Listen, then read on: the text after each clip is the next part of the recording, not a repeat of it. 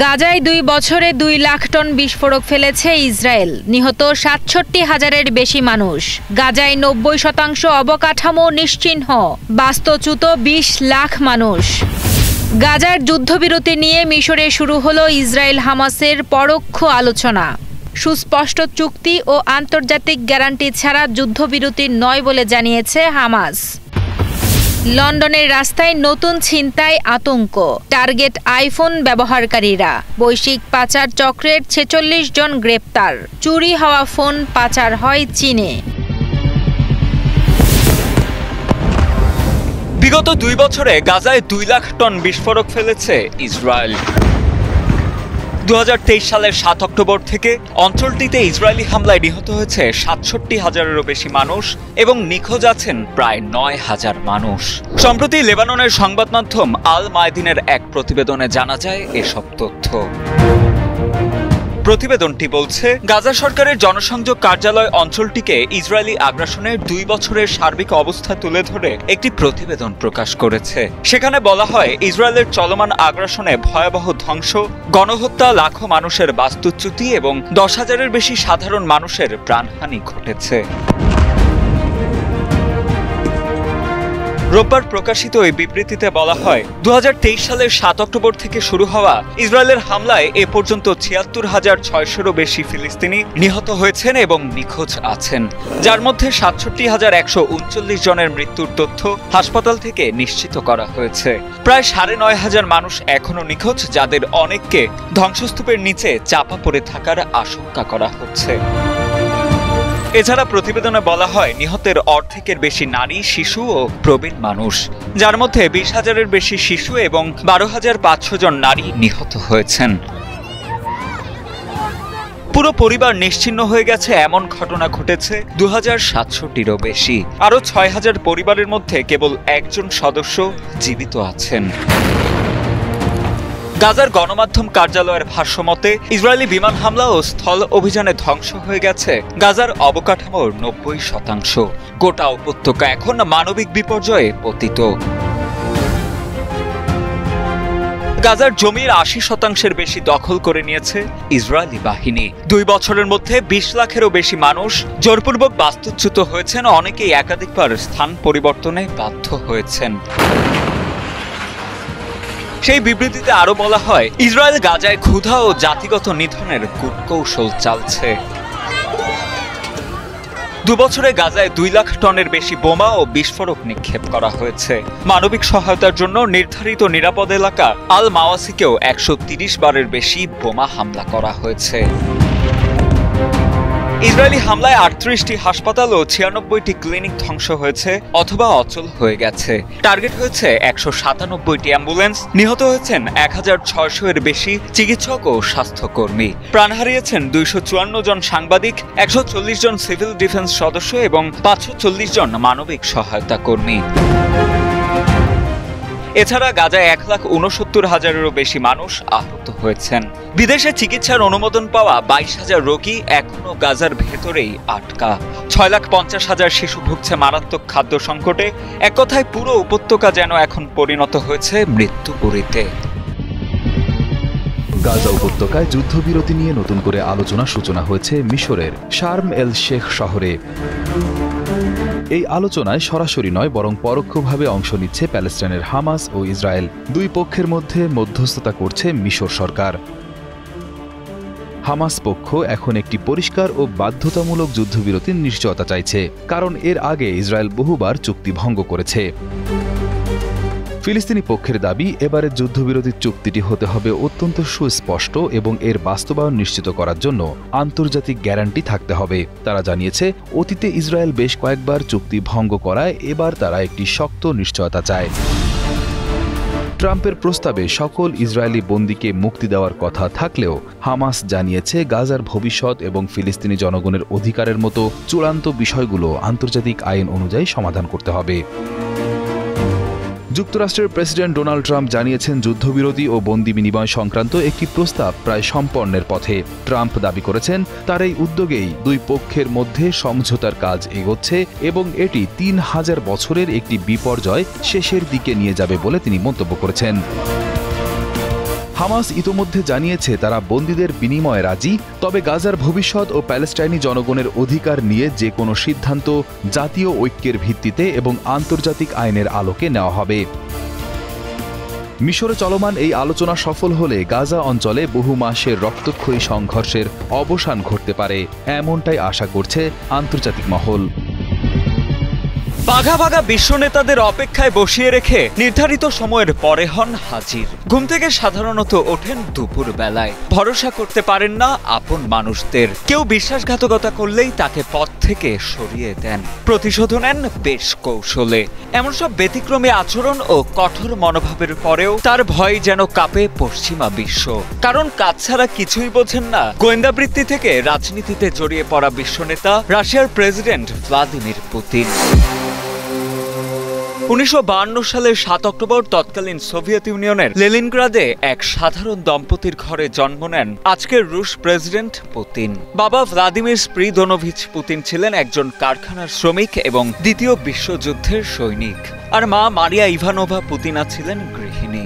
শৈশবেই Putin বুকে স্বপ্ন বেঁধেছিলেন গোয়েন্দা হবার, আর তাই 12 বছর বয়সে তিনি শুরু করেন জুডো ও সাম্বো মার্শাল আর্ট অনুশীলন। পুতিনের শিক্ষা জীবনও ছিল সেই স্বপ্নের পথে প্রথম পদক্ষেপ। 1975 সালে তিনি লেনিনগ্রাদ স্টেট ইউনিভার্সিটি থেকে আইনে স্নাতক অর্জন করেন এবং ডিগ্রি পাওয়ার পরপরই সরাসরি যোগ দেন স্বপ্নের সংস্থা কেজিবিতে। এরপর থেকেই শুরু হয় তার কঠোর গোয়েন্দা বৃত্তির জীবন। কেজিবিতে পুতিনের যাত্রা শেষ হয় লেফটেন্যান্ট কর্নেল হিসেবে অবসর নেয়ার মধ্য দিয়ে। পরবর্তীতে মূলত গোয়েন্দাবৃত্তি পুতিনকে নিয়ে আসে রাজনীতির মাঠে। গোয়েন্দাবৃত্তি থেকে অবসর গ্রহণের পর 1991 সালে ভ্লাদিমির পুতিন সেন্ট পিটার্সবার্গের রাজনীতিতে পা রাখেন। উদারপন্থী নেতা আনাতোলি সোবচাকের হাত ধরে শুরু হলেও অতি দ্রুতই তিনি ক্রেমলিনের ক্ষমতা কাঠামোয় প্রবেশ করেন। সেই যাত্রাপথে বড় মোড় আসে 1999 সালে, যখন তৎকালীন প্রেসিডেন্ট বরিস ইয়েলৎসিন তাকে প্রধানমন্ত্রী হিসেবে নিযুক্ত করেন। এরপর থেকে 2 দশকেরও বেশি সময় ধরে পুতিন কখনো প্রেসিডেন্ট কখনো প্রধানমন্ত্রী হিসেবে রাশিয়ার ক্ষমতার কেন্দ্রে নিরঙ্কুশ আধিপত্য ধরে রেখেছেন। তবে কাজ ছাড়া কিছুই বোঝেন না রুশ প্রেসিডেন্ট ভ্লাদিমির পুতিন। নিজের কাজের প্রতি তিনি এতটাই নিবেদিত যে 30 বছরের দাম্পত্য জীবনের পর 2013 সালে বিবাহ বিচ্ছেদের সময় তার প্রাক্তন স্ত্রীর অভিযোগ ছিল সারাক্ষণই কাজে ডুবে থাকতেন পুতিন।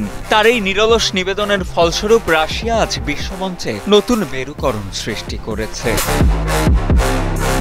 শুধুমাত্র পশ্চিমা বিশ্বের দিকে তাকিয়ে না থেকে পুতিন মুসলিম ও আরব বিশ্বের সঙ্গে শক্তিশালী অর্থনৈতিক ও সামরিক সুসম্পর্ক গড়ে তুলেছেন, যা মস্কোর বৈশ্বিক প্রভাবকে বহু গুণে বাড়িয়েছে। অন্যদিকে ঐতিহ্যবাহী পশ্চিমা আধিপত্যকে চ্যালেঞ্জ জানাতে তিনি চীন ও উত্তর কোরিয়ার মতো ক্ষমতাধর দেশগুলোর সঙ্গেও কৌশলগত সম্পর্ক উন্নীত করেছেন। পুতিনের এমন কূটনীতিক চালের ফলেই আজ মস্কো আন্তর্জাতিক ভূরাজনীতির একটি অনিবার্য শক্তিতে পরিণত হয়েছে, যা বিশ্বের ক্ষমতা কাঠামোকে নতুন করে সংজ্ঞায়িত করছে। ভয়াবহ আগুন ও গলিত লাভায় পুরোপুরি শেষ হয়ে গেছে গোটা এক নগর, এক আধুনিক সভ্যতা। প্রায় 2000 বছর আগের মৃত মানুষ এখনো পাথর হয়ে আছে এই শহরে। পাথরের মূর্তি মনে হলেও এরাই ছিল এক সময়ের জীবন্ত মানুষ। 2000 বছর আগে এটি ছিল তাদের শেষ আলিঙ্গন, যা এখনো রয়ে গেছে পাথর হয়ে। রুটি বানানোর চুলা এখনো পড়ে আছে সেই আগের মতোই। শহর জুড়ে দেয়ালে দেয়ালে এখনো রয়েছে তাদের আঁকা নানান চিত্রকর্ম। ঘরবাড়ি, রাস্তাঘাট সবই সাক্ষী দিচ্ছে এক সমৃদ্ধ জনপদের। এক নিমেষেই পুরো শেষ হয়ে গিয়েছিল সে সময় অত্যাধুনিক এক জনপদ।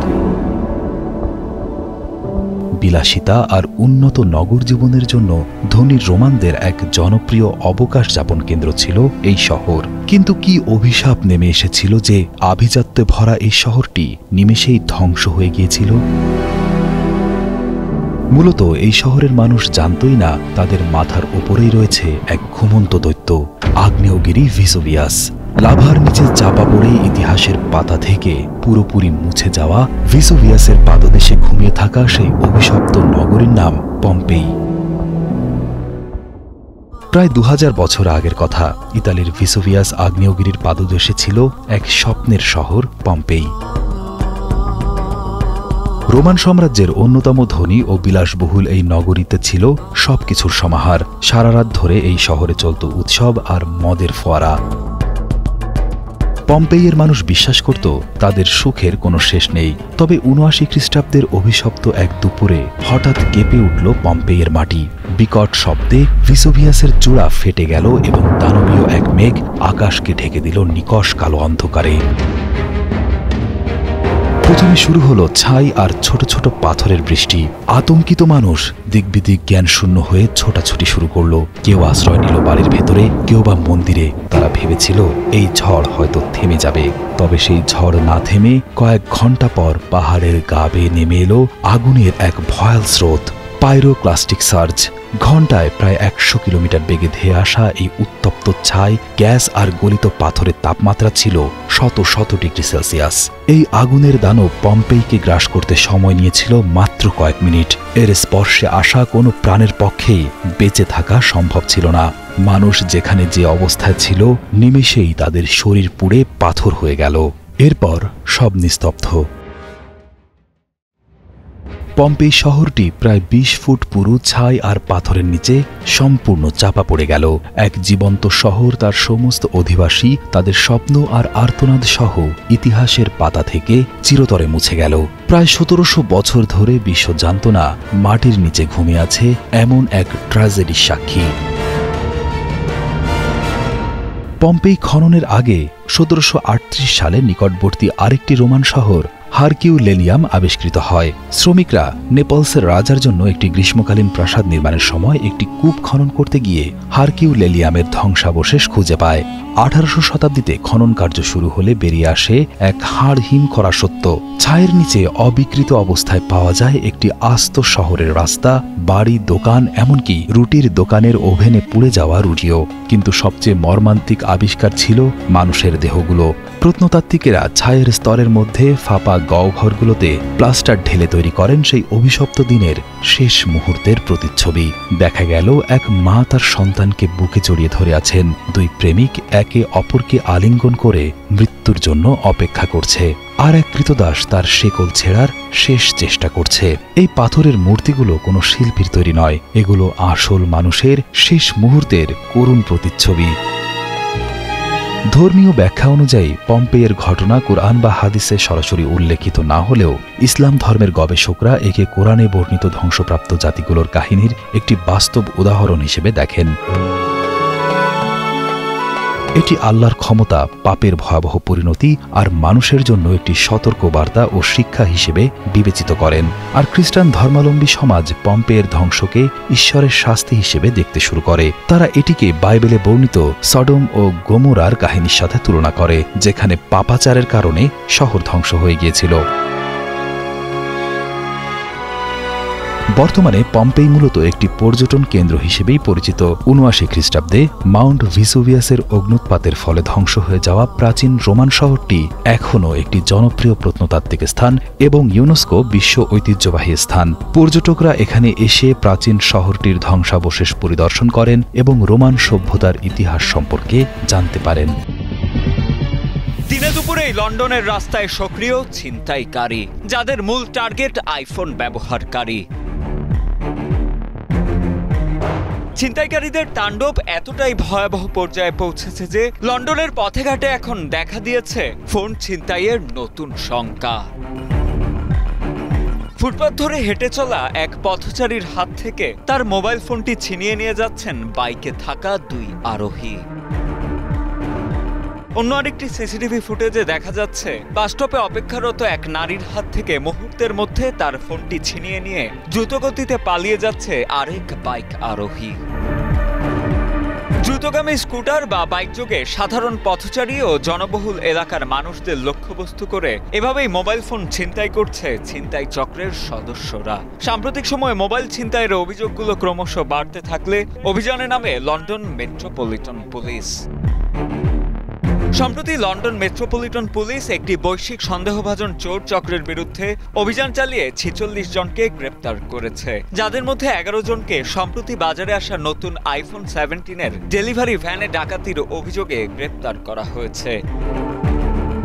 পুলিশ জানায় দুর্ধর্ষ এই চক্রটি যুক্তরাজ্য থেকে চুরি যাওয়া প্রায় 40,000 মোবাইল ফোন চীনে পাচারের সাথে জড়িত। এই অভিযানে মূলত বৈশ্বিক ছিনতাই চক্রটিকে ভাঙা হয়েছে, যারা লন্ডন জুড়ে পর্যটক কেন্দ্রগুলো সহ জনবহুল এলাকায় সাধারণ মানুষকে বিশেষভাবে লক্ষ্যবস্তু করে আসছিল। মেট্রোপলিটন পুলিশের তথ্যানুসারে শুধু 2024 সালেই লন্ডনে 80,000-এরও বেশি মোবাইল ফোন চুরি হয়েছে।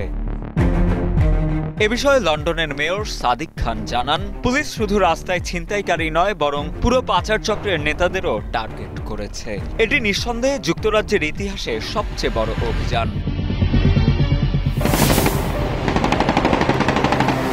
ভেনেজুয়েলার কাছে আন্তর্জাতিক সমুদ্রে মার্কিন যুক্তরাষ্ট্র বেশ কয়েকটি যুদ্ধ জাহাজ পাঠিয়েছে। মার্কিন দাবি মতে মাদক চোরাচালান দমনের জন্য এই নৌবহর মোতায়েন করা হয়েছে। তবে এই বিষয়টি নিয়ে অঞ্চলটিতে তীব্র উত্তেজনা তৈরি হয়েছে। সম্প্রতি মার্কিন বাহিনী ভেনেজুয়েলার মাদক চোরাচালানকারী সন্দেহে কয়েকটি নৌকায় বোমা হামলা চালায়, এতে বহু মানুষ নিহত হন। যুক্তরাষ্ট্রের অভিযোগ, ভেনেজুয়েলার প্রেসিডেন্ট নিকোলাস মাদুরো একটি মাদক ব্যবসায়ী চক্র পরিচালনা করেন। এই উত্তেজনাকর পরিস্থিতির মধ্যেই 6 অক্টোবর সোমবার ভেনেজুয়েলার রাজধানী কারাকাসে হাজার হাজার মানুষ আমেরিকার বিরুদ্ধে বিক্ষোভে নামে। বিভিন্ন রাজনৈতিক ও সামাজিক সংগঠনের কর্মীরা শহরের জাতিসংঘ কার্যালয়ের দিকে মিছিল নিয়ে যান। তাদের হাতে থাকা ব্যানার ও প্ল্যাকার্ডে লেখা ছিল, বিদেশি হস্তক্ষেপ বন্ধ করো এবং আমরা শান্তি চাই। ভেনেজুয়েলার সমাজতান্ত্রিক দলের নেতা রোনাল্ড উরবিনা তাদের দেশের সার্বভৌমত্ব অর্থাৎ নিজেদের সিদ্ধান্ত নিজেরা নেওয়ার অধিকার রক্ষার দাবি জানান। আমরা তাদের উপর একটুও বিশ্বাস রাখি না, একটুও না। আমাদের রাষ্ট্রপতি নিকোলাস মাদুরো সাম্রাজ্যবাদের আঘাত প্রতিহত করতে এবং এই যুদ্ধে বিজয়ী হতে জনগণের সাথে দৃঢ়ভাবে দাঁড়িয়ে আছেন। মিছিলে অংশগ্রহণকারীরা প্রেসিডেন্ট নিকোলাস মাদুরোর প্রতি তাদের সমর্থন ব্যক্ত করেন। তাদের মতে, যুক্তরাষ্ট্র মিথ্যা অভিযোগের ভিত্তিতে তাদের দেশের অভ্যন্তরীণ রাজনীতিতে প্রভাব বিস্তারের চেষ্টা করছে। এই ঘটনাকে কেন্দ্র করে দুই দেশের মধ্যকার সম্পর্ক এখন অত্যন্ত নাজুক এবং আন্তর্জাতিক মহল পরিস্থিতি গভীরভাবে পর্যবেক্ষণ করছে। উল্লেখ্য, ভেনেজুয়েলায় বিশ্বের সবচেয়ে বড় প্রমাণিত তেল রিজার্ভ রয়েছে। এর পরিমাণ প্রায় 300 বিলিয়ন ব্যারেল। এটি সৌদি আরব, কানাডা ও ইরানের চেয়েও অনেক বেশি। ভেনেজুয়েলার অর্থনীতি অত্যন্ত তেল নির্ভর। দেশের রপ্তানি আয়ের প্রায় 95% আসে তেল থেকে। ফলে তেলের দাম বা উৎপাদনের যে কোনো পরিবর্তন সরাসরি দেশটির অর্থনীতিতে প্রভাব ফেলে।